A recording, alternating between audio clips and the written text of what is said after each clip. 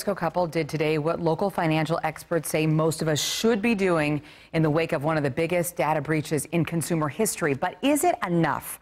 Our JD Miles joins us live from the Equifax office in Irving, where the credit bureau is offering free credit freezes to those who have been identified as victims.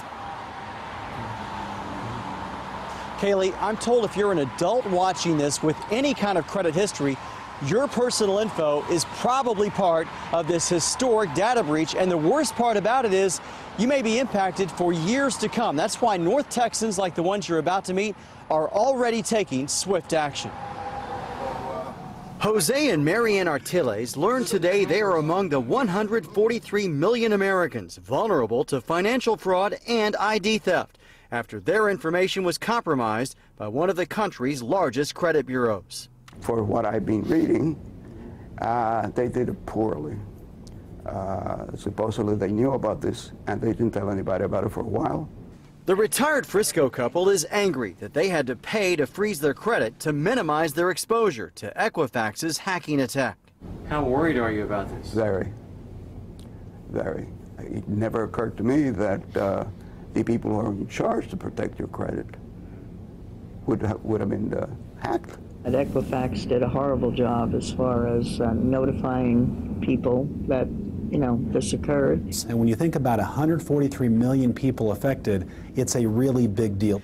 Derek Kinney is a DFW private wealth advisor who recommends freezing your credit if you don't plan any major purchases through the end of the year. If their credit is breached, they could have an expense put on there. Typically, they could get it taken off. The problem is the time and the damage done to them personally, because it could cause a blemish on their credit. That blemish may not appear on a credit report for years, according to experts. That's why credit monitoring may become an essential part of our daily lives, and something Jose and Marianne Artiles plan to diligently check for fraud. I've been poor, and I don't want to be poor again.